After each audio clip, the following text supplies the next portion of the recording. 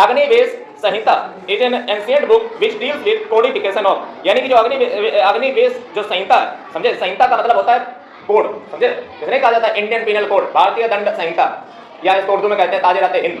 तो ये जो है अग्निवेश संहिता जो है एक एंशिएंट बुक है जो डील करती है इनसे, आयुर्वेद से, समझे, आयुर्वेद के इसमें ला दिए गए हैं, उनका कोडिफिकेशन किया गया है। आयुर्वेद जो है अगर देखा जाए तो आयुर्वेद के जो है मतलब जो फादर थे वो कौन थे?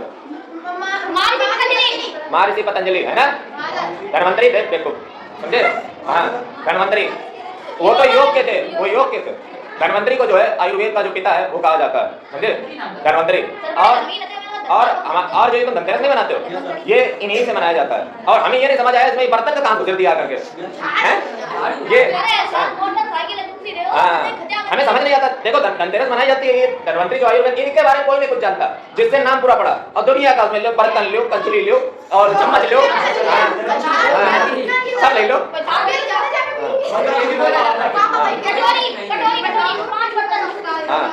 मतलब ये हमें कॉन्सेप्ट समझ नहीं आया, इसको घर पे पूछकर बताइएगा कि धनतेरस को जो है बर्तन इनको खरीदे जाते हैं। और धन्वंतरी के बारे में कोई नहीं जानता, जो आयुर्वेद के पिता, अगला देखिए हैं। और जो आयुर्वेद है, अगर हमारे पुरातन इतिहास में अगर आप देखोगे, इसके बारे में आपको जानकारी कहाँ मिलती है? आप जब कभी ऋषिकेश जाइए, उत्तराखंड, समझे, तो वहां पे क्या है, जो पतंजलि का है ना पूरा वो जो केंद्र बना हुआ है, हाँ, तो ऋषिकेश उत्तराखंड में है, वहीं पे लोग जाते हैं। ऋषिकेश हो गया, नैनीताल हो गया, और ये जो है सब वहीं पे, हरिद्वार हो गया, ये केदारनाथ भी वहीं हो गया। तो लोग जो है वहाँ पे जब आप ऋषिकेश जाइए तो ऋषिकेश में पूरा जो पतंजलि का वो है ना पूरा है, जहाँ पे प्रोडक्ट सब बनते हैं कि यहीं से जो है, तो वहाँ पे जो है इसके बारे में सब डिटेल में बताया जाता है कि आयुर्वेद क्या है, समझे, योग क्या है, कहाँ से आया, कैसे जो है नाड़ी पकड़ करके लोग जो है पहले देख लेते जिंदा है मरा हुआ है, या जो सुसुप्त और चरक, समझे, ये लोग जो हुए, सर्जरी कोई करता था, कोई शल्य चिकित्सक, ये बहुत पुराने नाम है, समझे। और हमारे भारत में पहले सर्जरी हो जाती थी, समझे, तो मतलब जो है मान लीजिए डॉक्टर या जो भी मान लीजिए शल्य चिकित्सक उनको कहते हैं, डॉक्टर को हिंदी में शल्य चिकित्सक, तो ये जो है सर्जन उसको कहते हैं जो सर्जरी करता है। तो सुसुप्त चरक नाम के व्यक्ति पैदा हुए, और आयुर्वेद का पिता जो है धन्वंतरी को कहा जाता है। और जो योग जिन्होंने योग के, तो क्या बोल रहे थे कि जो योग जो होता है वो जो है, मैं बता दूं कि योग को जो कंपाइल किया था, मतलब जो योग के सूत्र उनको कंपाइल करने का काम जो है वो महर्षि पतंजलि ने किया था, समझे। किन्हें किया था? महर्षि पतंजलि। इन्होंने जो है योग के सूत्रों को कंपाइल किया था। कुछ लोग कहते थे कि पतंजलि नहीं, उन्होंने योग सूत्रों को कंपाइल किया था। और चारों वेदों को जो जिन्होंने बारे में जिनको कहा जाता है उनको जो वेद व्यास कहते हैं, इसलिए उनका नाम वेद व्यास। चारों वेदों, एक जो वेद होता है तुम्हारा, एक जो वेद होता है उसको 4 पार्ट में बांटा जाता है, समझे। एक होता है तुम्हारा अरण्यक, समझे, वेद को 4 पार्ट में। एक होता है तुम्हारा अरण्यक उन लोगों के लिए होता है जो जंगल में रहते हैं वेद के अनुसार।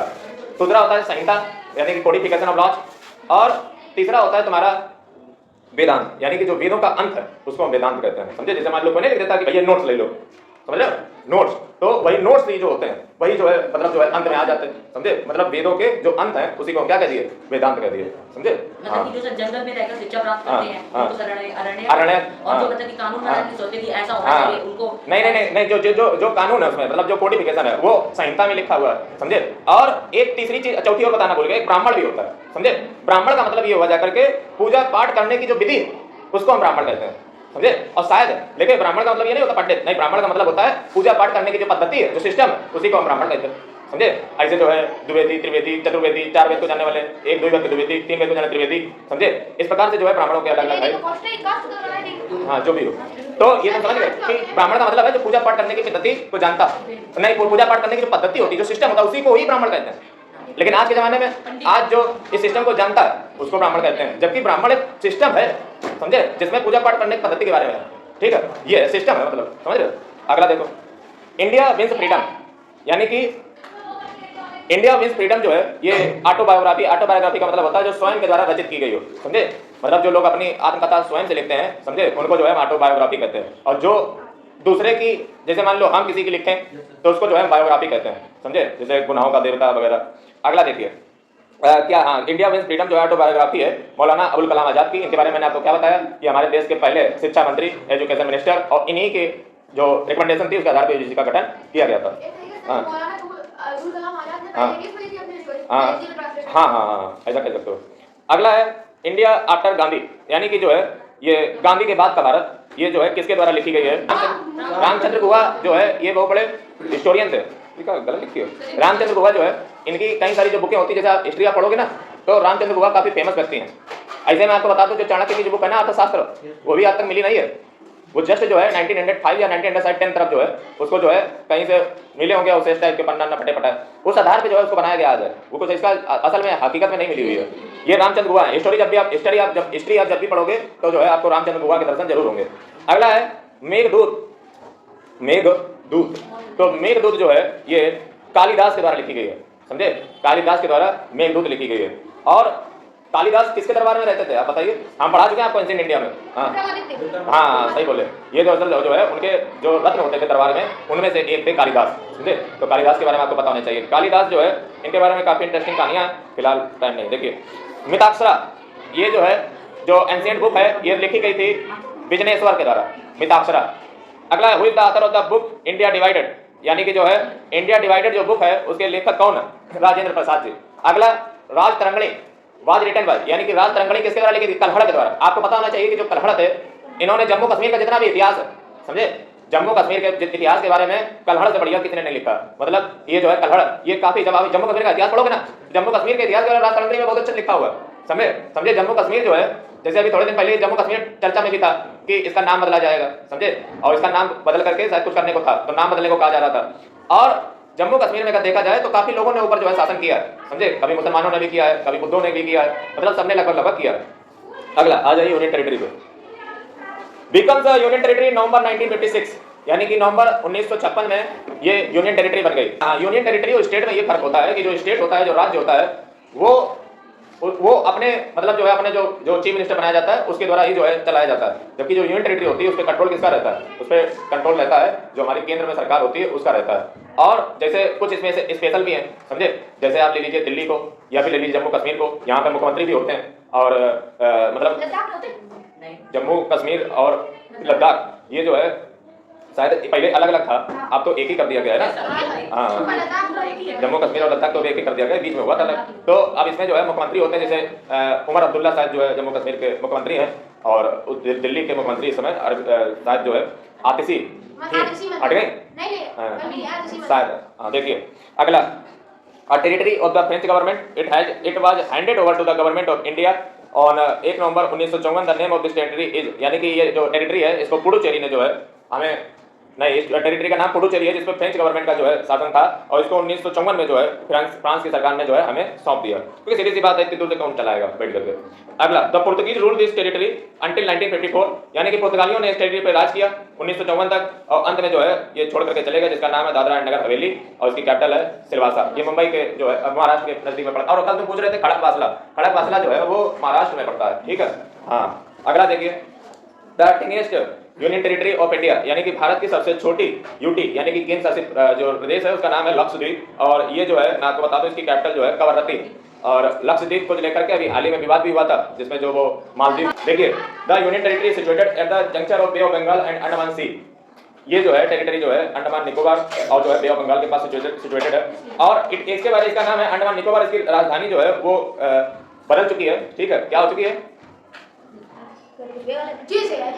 पता है, हमें बताया था। चलो अच्छा देखो उस पे डाला था ग्रुप पे, नहीं ग्रुप पे नहीं, उस पे डाला। तो हाँ, तो ये जो है उसकी कैपिटल जो है बदल चुकी है, इसको देख लीजिएगा, भूल गए। और ये जो है इसको सेलुलर जेल यहाँ पे पाई जाती है, यहीं पे जो है आपको पता होना चाहिए। इसको सेलुलर जेल में लोग क्यों दूर रखते थे?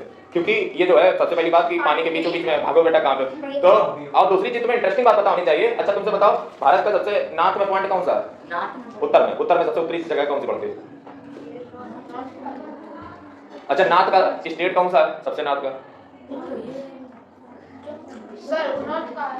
चलो उसको हटाओ, चलो जम्मू कश्मीर आ गया। साउथ का बताओ। साउथ का नीचे पड़ता है नहीं ना, साउथ का सबसे पॉइंट कौन सा है लास्ट? वो कन्याकुमारी। इंदिरा करके कुछ है क्या? इंदिरा पॉइंट पढ़ा है ना? कुछ लोग ये सोचते हैं कि वो इंदिरा पॉइंट तमिलनाडु के पास है, दरअसल वो सच्चाई है इंदिरा पॉइंट अंडमान निकोबार पे, समझ रहे हो? कभी मैप देखिएगा, उठा के देखते तो ये इंडिया है, तो अंडमान निकोबार यहाँ पड़ता है, यहाँ पे इंदिरा पॉइंट, ये देखो साउथ में होगा कुछ कारण इंदिरा गांधी जी से संपर्क समझ रहे हो? और अभी जो है हमने आपको पढ़ाया था कि अंडमान निकोबार को जो है रिहैबिटेट किया जाएगा, बेहतरीन जो है यहाँ पे इंफ्रास्ट्रक्चर बनाया जाएगा ताकि जो है वहाँ के जो ट्राइबल लोग हैं वो भी मेन स्ट्रीम में आ सकें और उसको जो है एज पोर्ट हम यूज कर सकें ताकि जो है यहाँ पे मे ऑफ मलक्का से जो है जाने वाले जहाज जो है यहाँ पे रुकें और उनसे हम अच्छी खासी इनकम को पैदा करें। और यहाँ सर यहाँ पे भी मिलिट्री रोक के श्रीलंका में भी यहाँ पे मिलिट्री भी देख के श्रीलंका पे भी नजर रखी जा सकती है। हाँ ज्यादा एक्टिविटी हाँ श्रीलंका पे भी रखी और इधर जाएगी। ऑस्ट्रेलिया हाँ ये है। अगला देखिए उसके बाद भी सभी ऑस्ट्रेलिया बोल रहे हैं और में क्या बता रहे हो ऑस्ट्रेलिया में कहाँ हो पाएगा तभी यहाँ जुगाड़ देखो चलो देखो The Union Territory is the joint capital of Punjab and Haryana. It is situated in the foothills of Shiwalik Hills. और अंत में बता दें कि गणतंत्र दिवस की जो झांकियां थी वो उसमें जो है रिवार्ड घोषित की जा चुके हैं। तो पहला स्थान जो है वो मिला है शायद उत्तर प्रदेश की झांकी को, उत्तर प्रदेश की झांकी को, मतलब अब समझ रहे हो। और दूसरा मिला है आंध्र प्रदेश को, तीसरा याद नहीं है। कुल मिला के हमें ऐसा लगता है अगर उत्तर प्रदेश की ना करते अगर रिवार्ड देते तो मेले का सर लगा जबकि वो बंकर भी तो हो गई। सर वो बात नहीं है। हम ये कहना चाह रहे हैं कि हिंदू को बढ़ावा दे रहे हैं। नहीं वो भी नहीं, हम ये कहना चाह रहे हैं कि जिताया उन्हीं को गया है जिनकी सरकार केंद्र में है। और जहाँ पे उन स्टेटों में आंध्र प्रदेश देख लो किसकी सरकार, तुम उत्तर प्रदेश देख लो किसकी सरकार, बात समझ रहे हो। सभी राजस्थान की सरकार सर जी देखो राजस्थान राजस्थान में कब नाम लिया, नहीं है किसकी राजस्थान में उनकी है मोदी जी की। देखो तो देखिए द मास्टर प्लान और Chandigarh was prepared by Swiss French architect ले कॉर्बुसियर। यानी कि जो है इन्होंने जो है चंडीगढ़ का प्लान जो है उसको फॉर्मुलेट किया था। आपको पता होना चाहिए कि चंडीगढ़ जो है ये हमारी पहले कैपिटल बनने को थी, लेकिन किसी कारणवश, इसलिए चंडीगढ़ का आर्किटेक्चर देखिए एकदम लाजवाब आर्किटेक्चर है उसका चंडीगढ़ का। ऐसी सिटी नहीं, नाम सुनते जरूर चंडीगढ़, कभी जाने देखना कितनी बढ़िया उसकी आर्किटेक्चर वगैरह सब है डिजाइन वो। इन्होंने सर शायद दिल्ली का भी तो किया ना वो लुटियंस वो लुटियंस ने किया था। अगला देखिए आ जाइए कोल एंड पेट्रोलियम, ठीक है देखिए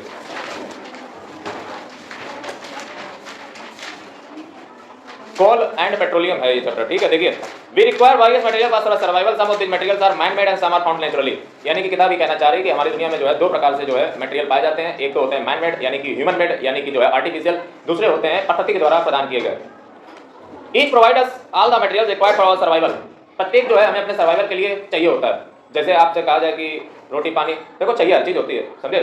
मतलब कहने को तुम कह सकते हो कि हमें रोटी पानी, लेकिन चाहिए, मोबाइल भी चाहिए, समझ रहे हो। कपड़ा हाँ चाहिए तो अच्छी, समझ रहे हो। मकान रोटी कपड़ा मकान। देखो रोटी कपड़ा और मकान, और चौथी चीज जो चाहिए वो है शिक्षा। हाँ समझ रहे हो। हाँ लगा दे ध्यान देते हैं पैर में हवाई चप्पल नहीं होनी चाहिए, नहीं हमने भैया कोई बीमार हो सर हवाई चप्पल बता वो बीमार जब रहे वो तभी हाँ अगला देखिए देखो अमीर material required for our survival, air water sunlight soil, यानी कि जो है ये सब हमें जो है जीवित रहने के लिए चाहिए होते हैं। All these are found in nature and are called natural resources. ये सभी जो है हमारी प्रकृति में पाए जाते हैं और इनको हम जो है प्राकृतिक संसाधन कहते हैं। जैसे जो है ये संसाधनों की पूरी दुनिया में अगर लड़ाई तुझे कहा जाए कि किस चीज के लिए लेकर आए, तो एक अब जो मोटा मोटी आदमी होगा, जैसे छोटा आदमी होगा वो क्या सोचेगा, भैया मोबाइल को लेकर के, भैया इस चीज को लेकर के। हम एक शब्द में कहना है पूरी दुनिया में लड़ाई का मेन कारण रिसोर्स ही है, समझ रहे। अब तुम कहोगे सर जस्टिफाई करो, कर देते हैं। अमेरिका ने मान लो रोज पे आक्रमण किया, क्या कारण है उसका, कब्जा करना चाहता है। क्या कब्जा करना चाहता है, संसाधन मिनरल्स। जो उसके आगे बोलते हैं रसिया ने नहीं, अमेरिका ने डेनमार्क को धमकी दी, क्यों कर दी, क्योंकि वो डेनमार्क में कब्जा करना चाहता, जानता है कि वहां पे बहुत अच्छे मिनरल्स हैं। अमेरिका ने रूस का जो अलास्का जो कोई खरीद नहीं रहा था, वो अलास्का सस्ते में कौड़ियों के दाम पे अमेरिका को बेच दिया। आज अलास्का की बर्फ पिघली और आज अलास्का रहने लायक हो गया, और प्लस वहां से इतना जो है कीमती चीजें निकली जिससे जो है लेकर के अमेरिका ने जितना पैसा था वो तो निकाल लिया, प्लस हमें जगह मिल गई अलग से।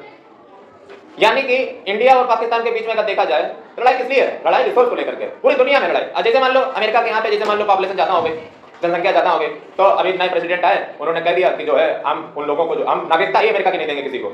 जो भी नागरिकता लेकर के जो है अमेरिका में आएगा उसको नागरिकता नहीं ऐसे नहीं। वहाँ पे दरअसल ये होता था, अभी तक कानून ये था कि जैसे मान लो हम है, ठीक है, मान लो अमेरिका कोई काम करने गए, अब वहाँ पे मान लो बाई चांस जो है मान लो कोई व्यक्ति है, ठीक है, वो अमेरिका गया और वहाँ पे मान लो जो है बच्चों उसके हो गए, तो वो जो मान लो जो है अब जो है उसके अमेरिका के नियम के अनुसार अभी तक ये था कि वहाँ पे जो हुए हैं उनकी नागरिकता वहाँ की मिल जाएगी।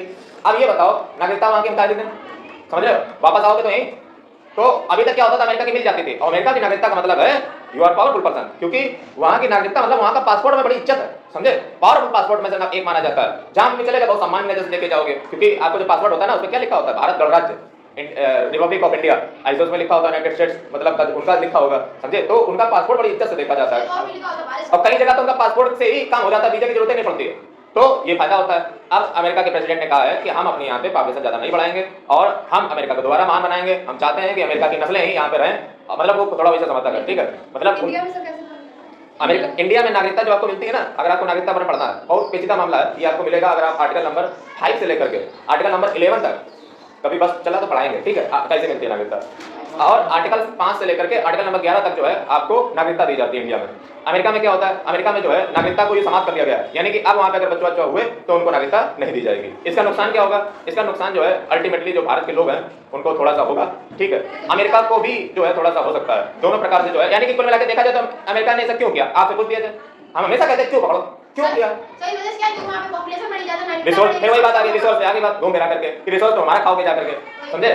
और अब इसमें दूसरी चीज ये भी निकल के आती है कि जैसे मान लो अमेरिका के जो प्रेसिडेंट थे, तो इन्होंने कल जैसे परसों मोदी जी से बात की, 7 दिन हो गए तब तुम्हें याद आ रही है, समझे। तो 2020 इसके पीछे कारण ये भी हो सकता है कि देखा जाए तो भारत को नुकसान हो रहा है इनके आने से। आप पहले बात को समझिए, 2020 में जब है हाउडी मोदी कार्यक्रम हुआ था, समझे, उसमें जो है मोदी जी उनकी वहां पे गए थे प्रचार करने, लेकिन इस बार हमारी भारत सरकार ने कहा कि अमेरिका में ना बाइडेन की प्रचार करवाने नहीं तो कन्वेंसिंग कराना कि प्रचार करवा दो, तो उन्होंने कहा ना हम बाइडेन का करेंगे ना हम ट्रंप का करेंगे। प्रेसिडेंट ट्रंप हमेशा लगता है थोड़ा सा नाराज चल रहे हैं क्योंकि तुम हमारे प्रचार में आए नहीं। अच्छा, मोदी जी जाएंगे क्यों, हो सकता है बाइडेन का दोबारा आ गया तो इसलिए मोदी जी ने अपने आप को साइड रखा, इसलिए जो ट्रंप है उन्होंने 7 दिन बाद परसों कॉल की है, ठीक है, यानी कि 7 दिन तक कोई नहीं, और इन्विटेशन भी मोदी जी को नहीं भेजा है, समझ लो पहले, समझे। तो ये कितनी खतरनाक बात है, मतलब जो है हमारे दुश्मनों को जो है भेजा जा रहा है लेकिन इधर नहीं भेजा जा गया। फिलहाल ये तो राजनीति है, ठीक है, वो तो हम चलता ही रहता है, अच्छी बच्ची बात करना, ठीक है, लेकिन जो है ये नुकसान है। दूसरी चीज, इन्होंने कहा इमिग्रेंट्स को निकाल देंगे, और ट्रंप को बहुत अच्छे पता है कि अमेरिका में जो दूसरे नंबर पे सबसे ज्यादा लोग रहते हैं वो भारतीय ही हैं। ये तुम क्या करना चाह रहे हो, कहना तो तुम यही चाह रहे हो कि तुम्हें निकालेंगे, समझ रहे हो। तो अभी जो है गाल थोड़ी सी गाल नहीं रही, उसके पीछे कारण यही है कि जो मोदी जी हैं उन्होंने प्रचार कुछ नहीं करवाया, ना कभी कोई नाम हम लिया, 4 साल से एकदम 0 बटा सन्नाटा रहे, कोई बात भी नहीं की, इसलिए, समझे। तो ये है, मतलब कुल मिला के मैं कहना क्या चाहता हूँ, मैं कहना ही चाहता हूँ लड़ाई रिसोर्स को लेकर के होती है, समझे, हमेशा याद रखो। जैसे तुम मान लो कोई लड़े तो तुम्हारी भी लड़ाई रिसोर्स के लेकर होगी, या मान लो उसने ज्यादा जमीन कब्जा कर ली, तुम्हारी कम ले ली, तुम्हारी मेरे ज्यादा छीन ली, या उधर कर ले लिया, या उसने पानी काट दिया, या ये कर लिया, वो हमारा देखो ये कब्जा देखा है, हाँ, समझे। तो ये सब जो है रिसोर्स को लेकर की लड़ाई होती है, समझे। और जो ये जो है सब दुनिया की नौटंकी से बाहर आ गया, बस वही जो है जीत गया। समाज तुम्हें चाहता है कि तुम्हें जो है दुनिया के मामले फंसा दिया जाए, जीत गया, मतलब तुम्हें क्या लग रहा है, जीत गया, धन ले जीता, बस एक गोली ने कमाल करवा दी। नहीं, हाँ। तो कहा सही, अरे सारी इलेक्शन में आपने कह रहे कि जो इन दुनिया में तो सारा तो जीत जाता है, जीता तो है नहीं आज। बात तो तुमने बहुत सही कही है, एकदम फिलॉसफी वाली बात कही है, हाँ, कि डोनाल्ड ट्रंप जीत कर भी जो है हार गया। जैसे कुछ चीजें देखो, इस बात याद रखो, कुछ चीजें जैसे होती हैं वहां पे तुम्हें नहीं जीतना चाहिए। जैसे मान लो जो है तुम्हारे पेरेंट्स से कभी जो है कुछ हो जाए तो वहां पे तुम हार जाओ तभी तुम जीत जाओगे, समझ रहे। यूँ नहीं कि तुम जो है मान लो जैसे मान लो तुम्हारे पेरेंट्स हैं, मान लो कोई दिन कुछ खेले खिलाए, ठीक है, कुछ भी किया तो तुम जो है मार उसमें जीत अपनी दिखा रहे हो, हालांकि उन्हें खुशी बड़ी होती है जब तुम जो है जीतते हो। देखो 3 ही लोग को जिंदगी में खुशी होगी तुम्हारे जीतने पे, बाकी जैसे तुमने कुछ उछल के ऊपर आओगे तुरंत जो है तुम्हारी तकलीफ चालू हो जाएगी सबको कि हाँ, बस ये 3 ही लोग को होगी खुशी जब तुम उनको हराओगे, बाकी किसी नहीं होगी। तुम 100% मान के चल लो, जैसे तुमने कुछ कहोगे फिर देखो तुम्हें पूरा जल कर देगा। हाँ, हम भाई को भी नहीं ले रहे हैं ना बहन को ले रहे हैं, बस 3 ही लोग को खुशी होगी हमेशा।